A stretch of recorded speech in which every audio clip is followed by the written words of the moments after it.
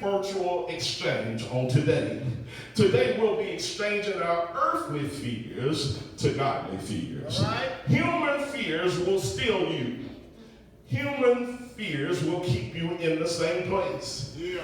The Apostle Paul writing to his son in the gospel, the aforementioned Timothy, about in 2 Timothy 1 verse 7, and I know y'all hear all this lecture and you say he sounded like a professor, but I promise you I'm going to turn before you know it. For God has not given us a spirit of fear, but one of power, one of love, and one of a sound mind. So it would seem that the spirit of fear can leave us lacking in the power of love and sound mind department. 1 John 4 verse 18 gives us this awful take on our human fears by saying that fear has tormented. I can see how some fears have not allowed us the freedom to make the necessary moves that life calls for. However, the reverential fear of God will cause you to make a move. In most corners of theology and in nearly every denomination, we've been taught to never act out of fear. But right in the middle of this text, it boldly states that Noah was moved with fear. I feel you pondering about how could I be teaching on fear at this preaching engagement today. Proverbs 9 verse 10 says that the fear of the Lord is the beginning of wisdom, and the knowledge of the holy is understanding. The fear of the Lord is the beginning of wisdom. So perhaps being moved with the fear of the Lord isn't as bad as it sounded earlier in this message. We serve a holy God.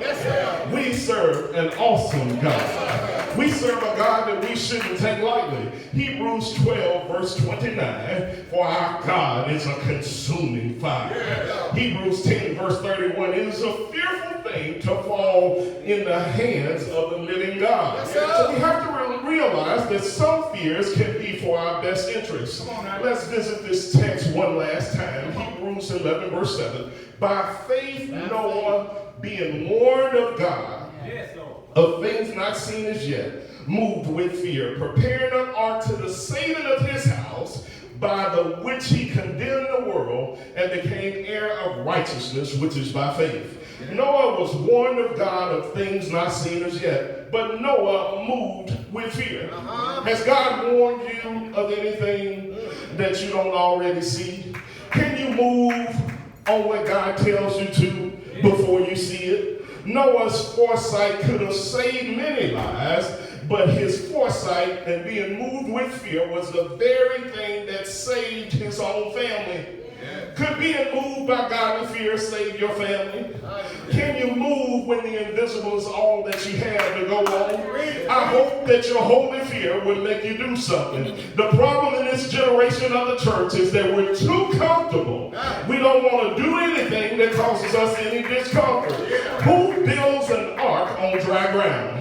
Noah built an ark and gave the invitation, and he opened the doors of the church, and he asked the time-honored altar call, is there one?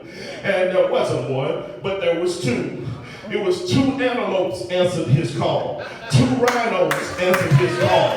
Two bumblebees answered his call. Saints, there will be times when you move on what God tells you to that you're a little crazy for doing so. Saints, Noah obeyed God. Can we be obedient as Noah was? Isaiah, the eagle-eyed prophet, said in Isaiah, this thing getting good to me right now. In 119 said, if ye be willing and obedient, ye shall eat the good of the land. Noah's being moved with fear led to the deliverance of Noah's own family. Could we be forsaking the deliverance of Cousin Joe and Auntie and Popeye them and re-rock them? The deliverance of our own families by not being obedient. Noah acted on what he heard from God. How many of us don't do the same? We sit on the premises of our churches on a regular basis, but we don't act on God's promises. Noah had confidence in God and confidence in what God had promised. We better have that same confidence. And we have to see